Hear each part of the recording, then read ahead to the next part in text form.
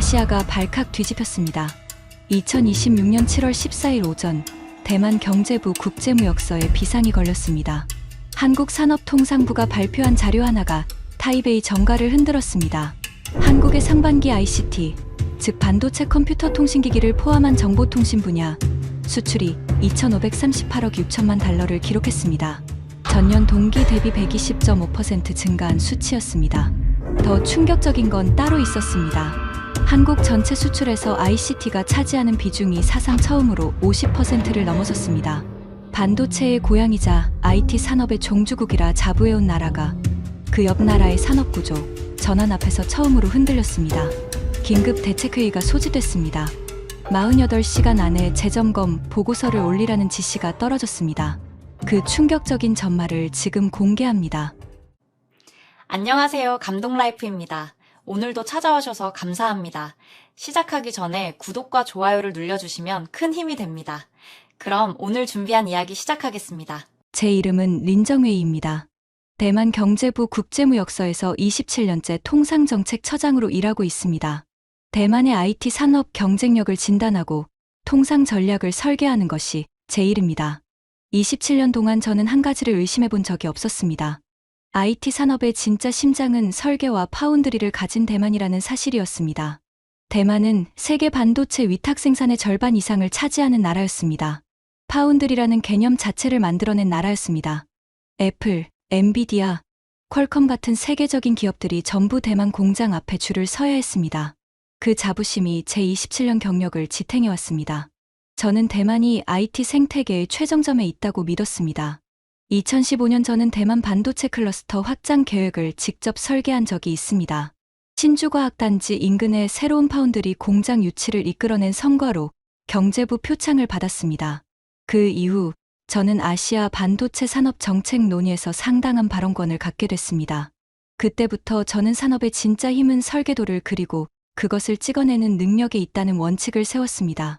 그 원칙이 한국을 볼 때도 예외 없이 적용됐습니다. 한국은 제게 늘 절반짜리 강자였습니다. 메모리 반도체는 잘 만들지만 설계 능력이나 파운드리 기술에서는 우리를 따라오지 못하는 나라.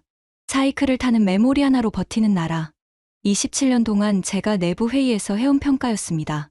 반도체 강국이라는 타이틀을 인정하면서도 늘 절반의 인정이었습니다. 2026년 7월 14일 아침 9시 제 핸드폰이 울렸습니다. 부서 후배가 보낸 메시지였습니다. 한국이 오늘 발표한 상반기 ICT 수출입 동향을 확인해보라는 내용이었습니다. 저는 커피를 마시다 말고 노트북을 열었습니다. 화면에 뜬 숫자를 보는 순간 잠이 완전히 달아났습니다. 전체 수출 중 ICT 비중이 사상 처음 50%를 넘었습니다. 반도체가 상반기 1924억 달러로 역대 최고치를 기록했고 컴퓨터와 주변기기 수출은 233.8%나 폭증했습니다. 저는 화면을 2번 다시 확인했습니다. 숫자가 바뀌지 않았습니다. 경제부 국장실에서 다시 전화가 왔습니다. 대만 IT 산업의 글로벌 위상이 흔들릴 수 있다는 내부 우려가 나왔다는 것이었습니다. 48시간 안에 산업 경쟁력 재점검 보고서를 제출하라는 지시가 떨어졌습니다. 27년 경력에서 가장 무거운 임무 중 하나였습니다. 절반짜리 강자라고 평가해온 나라를 이제 다른 시선으로 다시 봐야 했습니다. 저는 타이베이 시내 경제부 청사로 향했습니다. 아침 습기가 도로 위로 낮게 깔려 있었습니다. 12층 회의실 문을 열자 우롱차 냄새가 먼저 밀려왔습니다. 창밖으로 타이베이 101타워가 흐린 하늘 위로 솟아 있었습니다. 긴 테이블 위에 인쇄물 한 뭉치가 이미 놓여 있었습니다. 그 인쇄물의 주인이 정밍하오였습니다. 대만 반도체 산업협회 수석 고문, TSMC 초창기 멤버 출신이었습니다. 백발의 늙검은 뿔테 안경을 쓴 60대 후반이었습니다. 그는 은퇴한 지 오래됐지만 여전히 목에 옛 TSMC 사원증을 걸고 다녔습니다. 대만 반도체 기업들의 시가총액 순위표를 늘 인쇄해서 옆에 두고 다녔습니다. 정밍하오는 회의 때마다 그 종이 뭉치를 꺼내 들었습니다. 린정웨이. 정밍하오가 인쇄물을 테이블에 탁 내려놓으며 말했습니다. 이 보고서 걱정할 것 없습니다. 저는 자리에 앉으며 그를 바라봤습니다. 설명해 보시죠. 정밍하오가 사원증을 손끝으로 만지작거렸습니다. 설계와 파운드리 없이는 아무것도 아닙니다. 한국은 메모리 하나로 숫자를 부풀린 겁니다. 우리는 반도체 생태계 전체를 쥐고 있습니다. 메모리는 언제든 대체 가능한 부품이지만 파운드리는 대체 불가능한 인프라입니다. 그때 회의실 문이 열리고 챗 메이링이 들어왔습니다. 대만 경제부 산업발전국 애널리스트였습니다. 그녀가 노트북을 열며 조용히 말했습니다. 처장님, 결론 내리시기 전에 먼저 보셔야 할 숫자가 있습니다. 저는 그녀의 표정에서 뭔가 다른 것을 느꼈습니다. 정밍아오는 대수롭지 않다는 듯 인쇄물을 다시 펼쳤습니다. 미리 말씀드리겠습니다. 48시간 뒤, 저는 27년 경력에서 단 한 번도 쓴 적 없는 문장을 보고서에 적었습니다. 우리는 대만이 반도체의 고향이라고 믿었습니다. 그런데 그 씨앗을 나눠받은 나라가 숲을 만들었습니다. 그 문장에 이르기까지의 이야기를 지금부터 말씀드리겠습니다. 정밍아오가 시가총액 순위표를 다시 펼쳤습니다. 저는 그 인쇄물을 바라보며 생각했습니다. 이 종이 한 장이 오늘 이 보고서의 결론을 정말 대신할 수 있을까? 챗 메이링이 노트북 화면을 저에게 돌렸습니다. 첫 번째 데이터가 화면에 떠올랐습니다. 정밍아오가 시가총액 순위표를 다시 넘기며 말을 이었습니다. 숫자 하나로 판단하면 안 됩니다. 우리가 보는 건 생태계 전체입니다. 저는 그 말을 들으며 창밖을 바라봤습니다. 타이베이 101타워 위로 아침 구름이 낮게 걸려 있었습니다. 정밍아오가 사원증을 만지작거리며 계속했습니다. 첫 번째입니다. 정밍아오가 손가락을 하나 폈습니다. 메모리 편중입니다. 한국 ICT 수출의 83.7%가 반도체와 SSD입니다. 그 중에서도 대부분이 메모리입니다. 메모리는 범용 부품입니다. 가격이 오르내리는 사이클 상품이고 대체 공급자가 언제든 나올 수 있습니다. 우리 대만은 설계, 파운드리, 패키징까지 전체 밸류 체인을 가지고 있습니다. 메모리 하나로 버티는 나라와 생태계 전체를 쥔 나라, 어느 쪽이 진짜 강자입니까? 저는 그 말을 반박하기 어려웠습니다. 메모리 반도체가 범용 상품에 가깝다는 건 업계에서도 통용되는 사실이었습니다. 저는 찻잔을 손에 쥔 채 고개를 끄덕였습니다. 일리 있는 지적입니다. 제가 말했습니다. 정밍아오가 만족스러운 표정을 지었습니다. 하지만 그 순간에도 저는 뭔가 걸리는 게 있었습니다. 메모리가 범용 상품이라는 설명은 지난 20년간 제가 회의 때마다 들어온 말이었습니다. 그런데 그 메모리가 이번에는 유독 다른 품목들과 함께 동반 성장하고 있다는 사실을 저는 그때까지 깊이 연결해서 생각해 본 적이 없었습니다. 두 번째입니다. 정밍아오가 손가락을 하나 더 폈습니다. 파운드리 종속입니다. 한국이 아무리 메모리를 잘 만들어도 최첨단 시스템 반도체를 찍어낼 파운드리 기술에서는 우리를 따라오지 못합니다. 세계 최첨단 공정의 대부분이 우리 손에서 나옵니다. 한국의 설계 역량이 아무리 좋아져도 그걸 찍어낼 공장이 없으면 그림의 떡입니다. 그는 자신 있는 얼굴이었습니다. 이 말도 사실이었습니다. 최첨단 파운드리 시장 점유율은 실제로 대만이 압도적이었습니다. 정밍아오가 사원증을 다시 만지작거리며 덧붙였습니다. 메모리는 누구나 만들 수 있는 시대가 옵니다. 중국도 결국 따라올 겁니다. 그런데 최첨단 파운드리는 다릅니다. 수십조 원의 설비 투자와 수십 년의 공정 노하우가 필요합니다. 그 진입장벽을 뚫을 나라는 앞으로도 우리뿐일 겁니다. 저는 그 말을 들으며 고개를 끄덕였습니다. 파운드리 기술의 진입장벽이 높다는 건 부인할 수 없는 사실이었습니다. 세 번째입니다. 정밍아오가 인쇄물을 탁 덮었습니다. 사이클 버블입니다. 지금 반도체 수출이 급증한 건 AI 붐 때문입니다. 메모리 가격이 폭등해서 숫자가 부풀려진 겁니다. 디램 가격이 석 달 만에 30% 넘게 뛰었습니다. 이게 영원할 것 같습니까? 가격이 꺾이면 이 화려한 숫자도 같이 꺾입니다. 저는 그 세 가지 논리를 들으며 이상한 감각을 느꼈습니다. 메모리 편중, 파운드리 종속, 사이클 버블. 27년 동안 제가 해온 생각과 정확히 같았습니다. 저도 같은 말을 회의에서 해왔습니다. 그런데 오늘은 왜인지 그 논리가 완결된 것처럼 들리지 않았습니다. 뭔가가 빠진 느낌이었습니다. 챗 메이링이 노트북 화면을 저에게 보여주려다 멈췄습니다. 그녀는 정밍아오의 말이 끝나기를 기다리고 있었습니다. 30대 중반인데도 이 회의실에서 그녀는 늘 가장 조용한 사람이었습니다. 그런데 오늘 그녀의 손끝이 노트북 트랙패드 위에서 미세하게 움직이고 있었습니다. 뭔가를 말하고 싶어하는 사람의 몸짓이었습니다. 정밍아오 고문님. 저는 그를 바라보며 물었습니다. 당신이 말한 세 가지, 메모리 편중, 파운드리 종속, 사이클 버블. 전부 27년 동안 제가 해온 말입니다. 그런데 챗 메이링이 열려는 화면에 그 세 가지가 반박된다면 어떻게 하겠습니까? 정밍아오가 인쇄물을 손에 쥔 채 말했습니다. 반박될 게 없습니다. 데이터가 말합니다. 저는 고개를 끄덕였습니다. 맞습니다. 그럼 들어봅시다. 정밍아오 옆에 앉아있던 신입 애널리스트가 노트북을 열었습니다. 국립대만대를 갓 졸업한 신입인 듯했습니다. 흰 셔츠에 넥타이를 맨 그는 정밍아오를 바라보지 않고 화면만 들여다보고 있었습니다. 저는 그것을 알아챘습니다. 아직 아무 말도 하지 않은 사람이었습니다. 그런데 그 사람이 어느 순간 말을 할 것이라는 걸 저는 27년 경력으로 알고 있었습니다. 데이터가 그를 움직이고 있었습니다. 저는 챗 메이링을 바라봤습니다. 챗 메이링, 방금 정밍아오 고문이 한 세 가지 주장 중 하나라도 자신 있게 반박할 수 있습니까? 챗 메이링이 잠시 침묵했습니다. 저는 그 침묵을 세고 있었습니다. 3초, 4초, 5초. 그리고 그녀가 고개를 들었습니다. 세 가지 전부입니다. 처장님. 회의실 공기가 살짝 달라졌습니다. 정밍아오가 인쇄물에서 손을 떼며 그녀를 바라봤습니다. 처음으로 날카로운 눈빛이었습니다. 1라운드 시작하겠습니다. 챗 메이링이 노트북을 열며 말했습니다. 정밍아오가 인쇄물을 테이블에 내려놓았습니다. 완전히 손을 떼지는 않았습니다. 여전히 표지 위에 손가락을 얹은 채였습니다. 저도 화면을 바라봤습니다. 그때까지 저는 정밍아오의 논리가 맞을 거라고 생각하고 있었습니다. 그 생각이 바뀌기까지 오래 걸리지 않았습니다. 저는 잠깐 창밖을 바라봤습니다. 타이베이의 아침 안개가 서서히 걷히고 있었습니다. 저는 우롱차를 한 모금 마시며 생각했습니다. 정밍아오의 논리가 맞는다면 이 보고서는 쉽게 쓸 수 있었습니다. 메모리 편중, 파운드리 종속, 사이클 버블. 국장실에 올리기 좋은 결론이었습니다. 그런데 챗 메이링이 열려는 화면이 그 결론을 흔들 것 같았습니다. 저는 그 예감을 애써 누르며 화면을 바라봤습니다. 아직 꺼내지 않은 숫자가 있습니다. 챗 메이링이 조용히 말했습니다. 이게 진짜 무서운 겁니다. 저는 그 말에서 뭔가를 느꼈습니다. 한국의 ICT 수출 비중 50% 돌파보다 더 무서운 게 있다는 뜻이었습니다. 저는 화면을 바라보며 이 보고서의 결론이 어디로 향할지를 처음으로 느끼기 시작했습니다. 정밍아오가 다시 자리에 앉았습니다.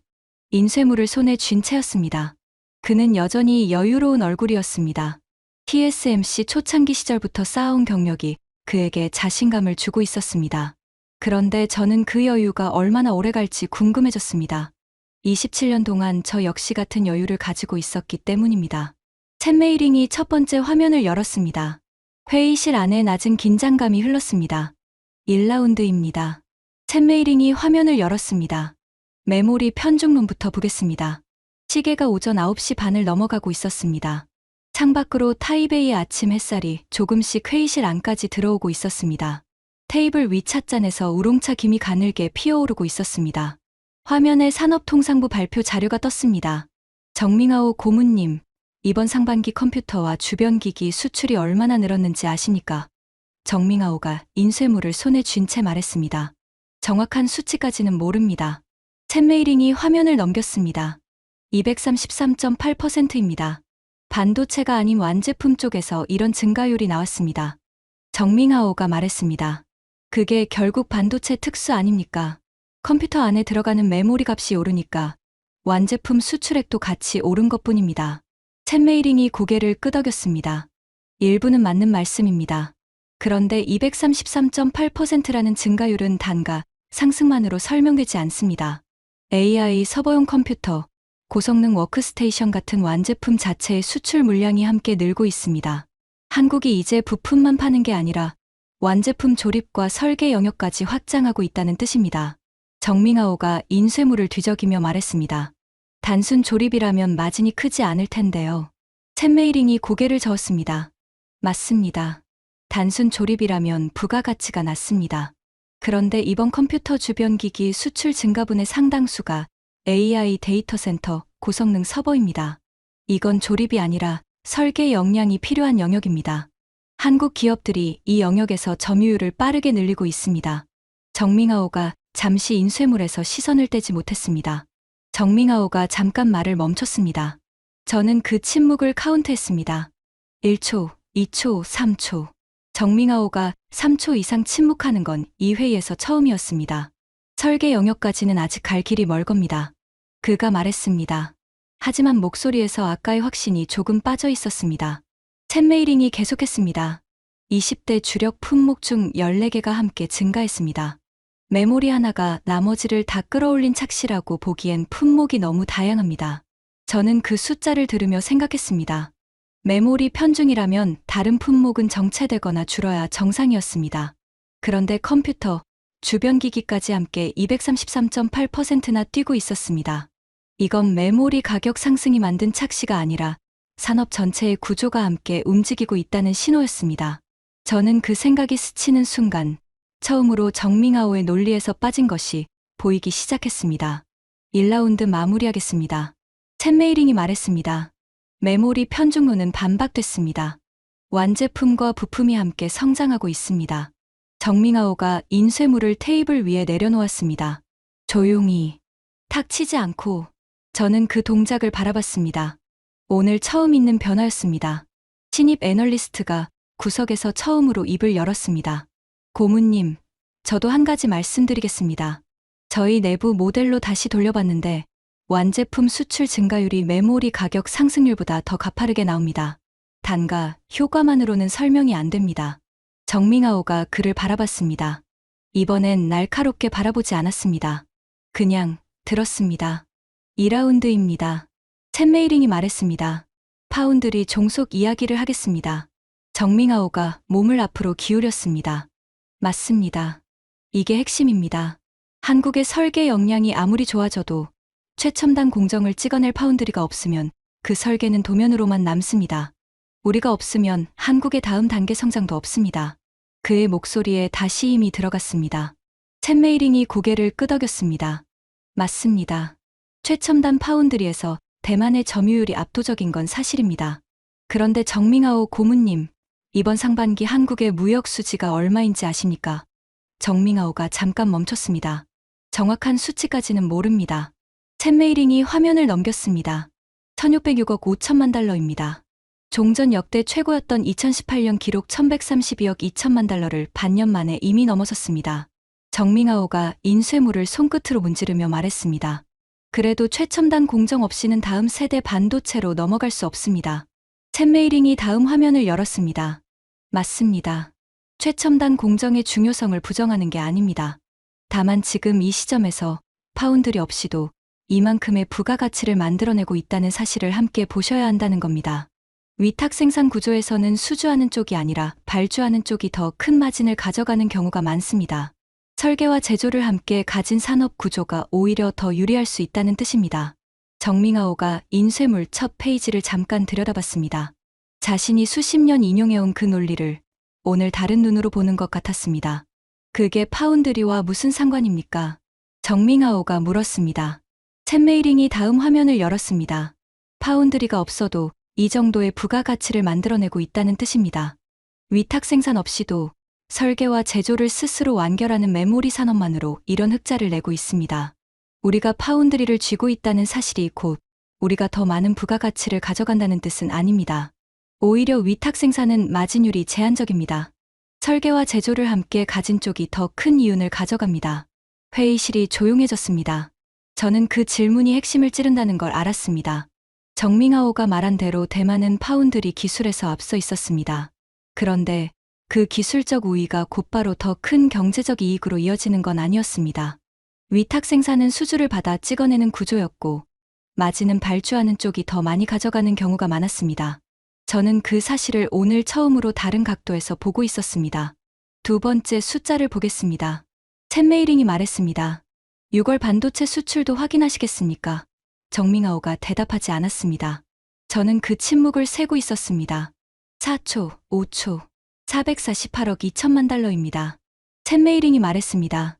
사상 처음으로 400억 달러를 넘어섰습니다. 파운드리 없이 메모리만으로 이 정도 규모를 만들어낸 겁니다. 정밍아오 고문님, 파운드리가 없으면 성장이 없다면 이 숫자는 어떻게 설명하시겠습니까? 정밍아오의 손이 인쇄물 위에서 멈췄습니다. 두 번째였습니다. 저는 잠깐 창밖을 바라봤습니다. 타이베이 101타워 위로 아침이 완전히 밝아 있었습니다. 저는 처음으로 이 숫자들이 설명 가능한 종속 구조가 아니라는 생각을 했습니다. 정밍아오가 가져온 시가총액 순위표가 이제 낡은 종이처럼 보이기 시작했습니다. 그 표가 틀렸다는 게 아니었습니다.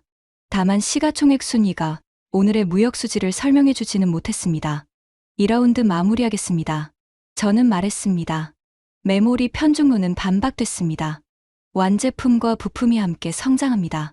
파운드리 종속론도 흔들립니다. 무역 수지 역대 1위가 그 증거입니다. 정밍아오, 아직 반박할 논리가 있습니까? 정밍아오가 인쇄물을 다시 집어들었습니다. 그의 손끝이 아까보다 눈에 띄게 느려져 있었습니다. 사이클 버블 이야기가 남아 있습니다. 저는 고개를 끄덕였습니다. 3라운드에서 보겠습니다. 저는 복도로 잠깐 나왔습니다. 챗메이링이 우롱차 2잔을 들고 따라 나왔습니다. 복도 창밖으로 타이베이 시내가 내려다 보였습니다. 스쿠터 행렬이 신호등 앞에 길게 늘어서 있었습니다. 처장님, 정밍아오 고문님이 흔들리고 있습니다. 저는 고개를 끄덕였습니다. 알고 있어. 그런데 아직 사이클 버블 논리가 남아 있어. 메모리 가격이 언젠가 꺾인다는 그 논리. 챗메이링이 찻잔을 두 손으로 감싸쥐며 말했습니다. 3라운드에 준비돼 있습니다. 저는 타이베이의 아침 하늘을 바라봤습니다. 해가 완전히 떠 있었습니다. 다시 회의실로 돌아왔습니다. 정밍아오가 자리에 다시 앉아 있었습니다. 인쇄물을 테이블 위에 올려둔 채였습니다. 3라운드입니다. 챗메이링이 말했습니다. 사이클 버블 이야기를 하겠습니다. 정밍아오가 몸을 앞으로 기울였습니다. 맞습니다. 이게 핵심입니다. 디램 가격이 3월 31달러에서 6월 40달러로 뛰었습니다. 낸드 플래시도 17.7달러에서 28.8달러로 뛰었습니다. 가격이 오르니까 수출액이 오른 겁니다. 가격이 꺾이면 이 화려한 숫자도 같이 꺾입니다. 챗메이링이 고개를 끄덕였습니다. 맞습니다. 가격 상승이 수출액 증가에 기여한 건 사실입니다. 그런데 정밍아오 고문님, 전체 수출에서 ICT가 차지하는 비중이 사상 처음 50%를 넘었다는 사실을 어떻게 보십니까? 이건 가격 문제가 아니라 산업 구조의 문제입니다. 정밍아오가 잠깐 멈췄습니다. 비중이 늘어난 것도 결국 가격 효과 아닙니까? 챗메이링이 화면을 넘겼습니다. 가격만으로 비중이 50%를 넘을 수는 없습니다. 이건 다른 산업들의 상대적 위축이 아니라 ICT 산업 자체의 절대적 확장입니다. 자동차, 석유화학, 조선 같은 전통 주력 산업들도 여전히 견조하게 수출을 이어가고 있습니다. 그 와중에 ICT가 이만큼 성장했다는 건 새로운 산업축이 만들어졌다는 뜻입니다. 기저효과 아닙니까? 정밍아오가 시도했습니다. 목소리에 힘이 빠져 있었습니다. 챗메이링이 고개를 저었습니다. 맞습니다. 기저효과도 일부 있을 수 있습니다. 그런데 이 증가율의 핵심은 가격이 아니라 수요의 구조 자체입니다. AI 데이터 센터 투자가 전 세계적으로 계속되고 있고 그 수요를 채울 수 있는 나라가 제한적입니다. 한국은 그 제한된 공급자 중 하나로 자리를 잡았습니다. 인구가 줄어도 가격이 등락해도 그 위치 자체는 쉽게 흔들리지 않습니다. 정밍아오가 인쇄물을 손끝으로 톡톡 두드리다 멈췄습니다. 가격이 폭락하는 시나리오는 여전히 존재합니다. 그가 낮게 말했습니다. 챗메이링이 고개를 끄덕였습니다. 맞습니다. 그 리스크는 여전히 존재합니다. 다만 지금 이 시점의 평가라면 그 리스크가 이미 현실화되고 있는지 아니면 여전히 미래의 가능성에 머물러 있는지를 구분해야 합니다. 지금 나오는 숫자들은 아직 그 리스크가 현실화되지 않았다는 걸 보여줍니다. 정밍아오가 아무 대답도 하지 않았습니다. 저는 그 말을 들으며 처음으로 다른 그림을 봤습니다. 사이클은 분명한 사실이었습니다. 가격은 오르내릴 수 있었습니다. 하지만 그 사실이 곧바로 산업 지위의 후퇴로 이어진다는 공식은 오늘 이 숫자들 앞에서 흔들리고 있었습니다. 가격의 등락과 산업 구조의 전환은 다른 층위의 문제라는 걸 저는 지금까지 애써 섞어서 생각해왔는지도 몰랐습니다. 3라운드 마무리하겠습니다. 저는 말했습니다. 사이클 버블론도 흔들립니다. ICT 비중 50% 돌파는 가격이 아니라 구조의 문제입니다. 정밍아오, 아직 남은 게 있습니까? 정밍아오가 오랫동안 대답하지 않았습니다. 저는 그 침묵을 셌습니다. 5초, 10초. 그가 조용히 말했습니다. 그래도 우리 대만의 파운드리 지위 자체는 흔들리지 않았습니다. 그건 여전히 우리 겁니다. 처음으로 방어적인 논리였습니다. 4라운드입니다. 챗메이링이 말했습니다. 대만의 미래 지위를 함께 보겠습니다. 화면에 새 표가 떴습니다. 정밍아오 고문님, 지금 한국의 산업구조 전환 속도를 보면 5년 뒤, 10년 뒤 어떤 그림이 그려질지 아십니까? 정밍아오가 계산을 시도하다 멈췄습니다. 저도 암산으로 따라가다 멈췄습니다. 지금 한국은 메모리에서 시작해 완제품, 그리고 점점 설계 영역까지 확장하고 있습니다. 챗메이링이 말했습니다. 우리가 수십 년에 걸쳐 쌓은 파운드리 지위는 여전히 견고합니다. 그런데 그 견고함이 영원한 우위를 보장하지는 않습니다. 한국이 설계 역량까지 갖추기 시작하면 우리는 위탁 생산자로만 남을 위험이 있습니다. 정밍아오가 낮은 목소리로 말했습니다. 그 시나리오는 그가 말을 끝맺지 못했습니다. 정밍아오가 사원증을 만지작거리며 계산기를 꺼내 두드렸습니다. 숫자를 몇 번이나 다시 입력했습니다. 저는 그 손끝이 아까보다 느려졌다는 걸 알아챘습니다. 고문님, 저는 조용히 물었습니다. 지금 계산기로 무엇을 확인하고 계십니까? 정밍아오가 계산기를 내려놓았습니다. 잠시 대답하지 않았습니다. ICT 수출 비중이 이 속도로 늘어나면 5년 뒤 어느 수준까지 갈지 돌려보고 있었습니다. 그가 말했습니다. 결과가 어떻게 나왔습니까? 정밍아오가 화면을 보며 낮게 말했습니다. 생각보다 가파른 곡선이 나옵니다. 회의실에 짧지만 무거운 침묵이 흘렀습니다. 회의실이 조용해졌습니다. 저는 그 침묵이 무엇을 의미하는지 알았습니다. 대만의 파운드리 지위는 오늘 당장 흔들리지 않았습니다.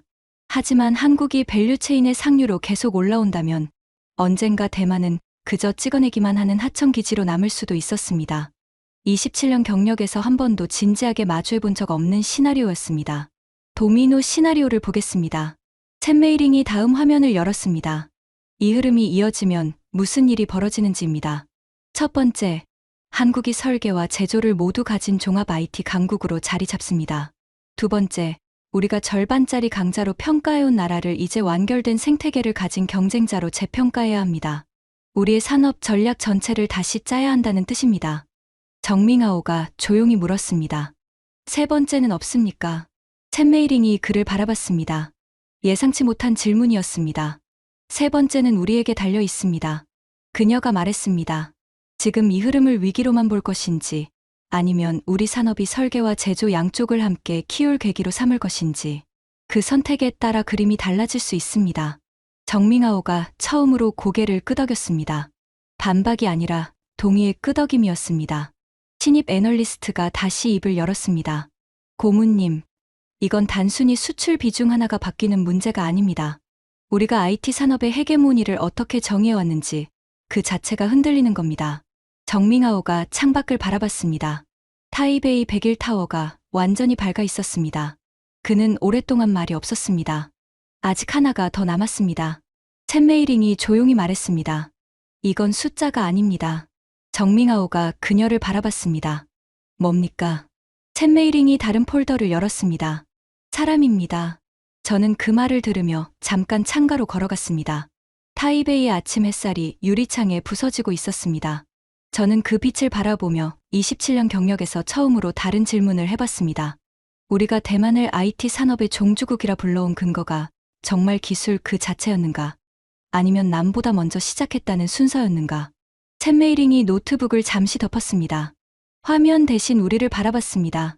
처장님, 정밍아오 고문님, 숫자 이야기는 여기까지 하고 제 이야기를 잠깐 드려도 되겠습니까? 회의실이 조용해졌습니다. 저는 그녀의 목소리에서 평소와 다른 떨림을 느꼈습니다. 4년 동안 이 회의실에서 그녀가 자기 이야기를 꺼낸 적은 한 번도 없었습니다. 제 아버지는 대만공업기술연구원 ITRI 소속 엔지니어셨습니다. 챗메이링이 말했습니다. 1980년대 초반, 대만이 반도체 산업을 막 시작하던 시기였습니다. 그때 아버지는 정부 파견으로 해외 기술 교류 프로그램에 참여하셨습니다. 그 프로그램 중 하나가 한국전자산업 시찰단이었습니다. 정밍아오가 그녀를 바라봤습니다. 인쇄물을 쥔 손이 테이블 위에서 멈춰 있었습니다. 아버지는 28살에 그 시찰단에 합류하셨다고 들었습니다. 챗메이링이 계속했습니다. 당시 대만은 이제 막 반도체 산업의 걸음마를 떼던 시기였고 정부는 인재들을 해외로 보내 견문을 넓히게 했습니다. 아버지는 그 시절 이야기를 하실 때마다 눈을 반짝이셨습니다. 처음 타지에서 낯선 공장을 견학하며 느꼈던 흥분, 밤늦게까지 동료들과 나눴던 토론들. 그게 제가 태어나기 전 아버지 인생에서 가장 빛나던 시절 중 하나였다고 들었습니다. 아버지가 그때 사진첩을 아직도 가지고 계십니다. 챗 메이링이 계속했습니다. 구로공단, 그리고 막 지어지던 반도체 공장 사진들이었습니다. 아버지 말씀으로는 그때 한국 엔지니어들이 대만 기술자들에게 정말 많은 걸 물어봤다고 하셨습니다. 공정 하나하나, 장비 사용법 하나하나까지요. 아버지는 그때 한국이 우리를 배우러 온 나라라고 생각하셨답니다. 그녀가 잠시 숨을 골랐습니다. 목소리가 약간 갈라졌습니다. 그로부터 45년이 지났습니다. 챗 메이링이 말했습니다. 지금 그 나라의 ICT 수출이 우리 대만 전체 GDP에 맞먹는 규모가 됐습니다. 아버지는 은퇴하신 뒤로도 매일 뉴스를 챙겨보십니다. 지난주에 제가 이 보고서 작업을 하고 있다고 말씀드렸더니 한참 말씀이 없으시다가 이렇게 말씀하셨습니다.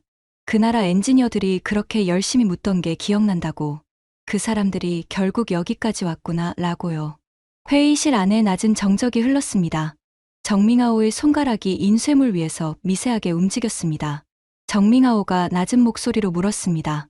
아버님 성함이 어떻게 되십니까? 챗 메이링이 그를 바라봤습니다. 예상치 못한 질문이었습니다. 채논슝입니다. 그녀가 대답했습니다. 정밍아오의 표정이 잠깐 흔들렸습니다. 그 이름 어디선가 들어본 것 같습니다. ITRI 초창기 명단에 있었을 겁니다. 그가 말했습니다. 저도 그 시절 몇 번 마주쳤을지도 모르겠군요. 회의실 안의 공기가 한층 더 무거워졌습니다. 저는 그 이야기를 들으며 정밍아오의 시가총액 순위표를 다시 바라봤습니다. 그가 27년 동안 자랑스럽게 옆구리에 끼고 다니던 그 종이가 이 순간 완전히 다른 무게로 테이블 위에 놓여 있었습니다. 정밍아오 고문님. 챗 메이링이 그를 바라보며 말했습니다. 고문님도 그 시절 TSMC 초창기 멤버셨죠. 그때 우리가 앞서 있었던 건 사실입니다. 그런데 앞서 있었다는 사실이 영원히 앞서 있을 거라는 약속은 아니었습니다.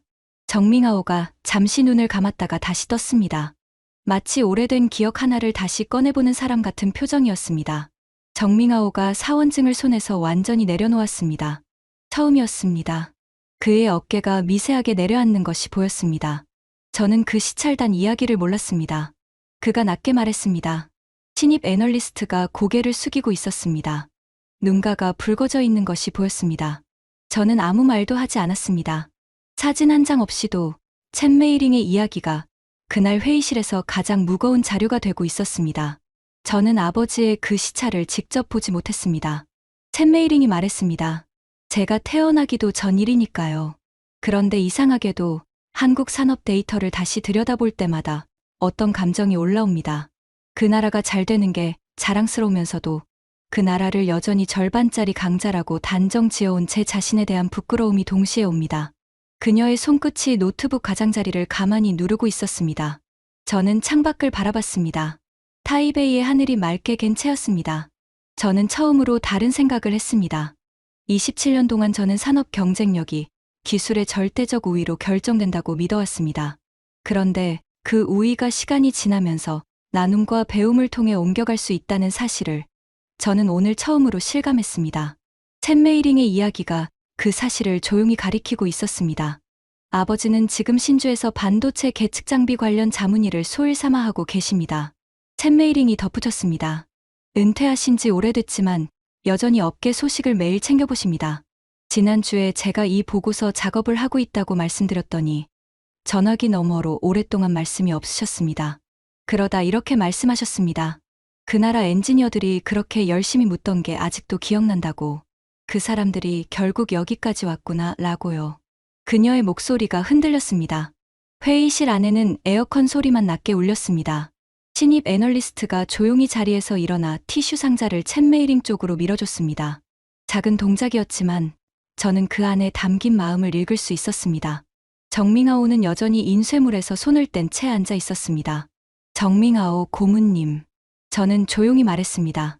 지금까지 나온 것을 정리하겠습니다. 메모리 편중론 반박됐습니다. 완제품과 부품이 함께 성장합니다. 파운드리 종속론도 무역수지 역대 1위 앞에서 흔들립니다. 사이클 버블론도 산업구조 전환 앞에서 흔들립니다. 그리고 오늘 45년 전 우리가 나눠준 배움이 어떤 열매로 돌아왔는지도 알게 됐습니다. 이 중에 하나라도 반박할 게 있습니까? 정밍아오가 오랫동안 대답하지 않았습니다. 인쇄물이 테이블 위에 그대로 놓여 있었습니다. 손이 가지 않았습니다. 정밍아오가 2분 동안 말이 없었습니다. 인쇄물이 테이블 위에 그대로 놓여 있었습니다. 회의실에는 에어컨 소리만 낮게 울렸습니다. 창밖으로 타이베이의 정오 햇살이 유리창을 통해 길게 들어오고 있었습니다. 타이베이 101타워 꼭대기에 구름 한 조각이 걸려 있는 것이 보였습니다. 저는 기다렸습니다. 챗메이링도 기다렸습니다. 신입 애널리스트도 마찬가지였습니다. 이 침묵을 먼저 깨서는 안 됐습니다. 정밍아오 스스로 깨야 했습니다. 27년, 아니 그가 TSMC에 몸담았던 시절까지 합치면 그 이상 쌓아온 논리가 무너지는 사람에게는 스스로 결론에 도달할 시간이 필요했습니다. 신입 애널리스트가 먼저 입을 열었습니다. 고문님. 정밍아오가 그를 바라봤습니다. 저는 보고서를 따로 쓰겠습니다. 이건 사이클 버블이 아닙니다. 구조적 전환입니다. 그렇게 올리겠습니다. 정밍아오가 아무 말도 하지 않았습니다. 반박하지도 않았습니다. 그것이 이 회의에서 처음 있는 일이었습니다. 정밍아오가 천천히 사원증을 목에서 벗었습니다. 그리고 조용히 손바닥 위에 올려놓고 오랫동안 들여다봤습니다. 그 사원증은 색이 바랬고 모서리가 달아 있었습니다. 그가 손끝으로 사진 속 젊은 자신의 얼굴을 가만히 쓸어봤습니다. 린정웨이. 그가 말했습니다. 목소리가 아까와 달랐습니다. 내가 틀렸습니다. 그 말이 회의실 안에서 조용히 울렸습니다. 메모리는 대체 가능한 부품이라고 설명하고 싶었습니다. 그게 제가 평생 지켜온 프레임이었으니까요.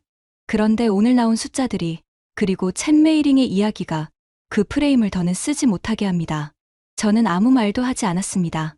창밖으로 타이베이의 정오가 가까워지고 있었습니다. 정밍아오가 자리에서 일어나 창가로 걸어갔습니다. 27년 동안 이 회의실에서 그가 창가로 먼저 걸어간 적은 없었습니다. 늘 자리에 앉아 상대를 바라보는 쪽이었습니다. 오늘은 달랐습니다. 그는 등을 돌린 채 한참 서 있었습니다. 저는 이 사원증을 평생 자랑스럽게 목에 걸고 다녔습니다. 정밍아오가 등을 돌린 채 말했습니다. 우리가 반도체 산업의 표준을 만들었다는 증거라고 생각했습니다. 그런데 오늘 처음으로 그 표준이 영원한 우위가 아니라 한 시절의 성취였을 수도 있다는 생각이 듭니다. 그리고 그 성취를 나눠준 손길이 오늘의 결과를 함께 만들었다는 것도요. 저는 그 말을 들으며 처음으로 정밍아오가 옳다고 생각했습니다. 그가 다시 자리로 돌아와 앉았습니다. 27년 동안 봐온 그의 얼굴이었지만 오늘은 처음 보는 표정이었습니다. 제 첫 상사가 저한테 늘 말씀하셨습니다. 정밍아오가 말했습니다. 우리는 세계 반도체 산업의 심장이라고. 저는 그 말을 평생 믿고 살았습니다. 그런데 오늘 그 심장이 하나가 아니라 여러 개일 수도 있다는 걸 처음으로 다시 생각하게 됐습니다. 그의 목소리는 낮았지만 흔들리지 않았습니다. 정밍아오가 잠시 창밖을 바라보다 다시 말을 이었습니다. 제가 TSMC에 처음 들어갔을 때 신주과학단지는 허벌판에 공장 몇 개가 전부였습니다. 그때 우리는 정말 아무것도 없이 시작했습니다. 그 기억 때문에 저는 늘 우리가 유일한 개척자라고 생각했습니다. 그런데 챗메이링의 아버님 이야기를 듣고 보니 우리도 누군가에게 배우며 시작했다는 걸 잊고 있었던 것 같습니다. 우리가 미국과 일본에서 배운 것처럼 우리도 누군가에게 나눠준 것이 있었고 그 나눔이 오늘 이런 결과로 돌아온 겁니다. 신입 애널리스트가 고개를 끄덕이며 조용히 그를 바라봤습니다. 저는 보고서 결론을 열었습니다. 타이핑하기 시작했습니다. 2026년 한국 ICT 산업구조, 전환대만 산업 경쟁력 재점검 및 대응 전략. 첫 줄 결론을 썼습니다. 한국의 ICT 수출 비중 확대는 메모리 가격 상승에 의한 일시적 현상이 아닌 산업구조의 구조적 전환임. 무역수지 역대 1위 달성으로 부가가치, 창출력 입증됨.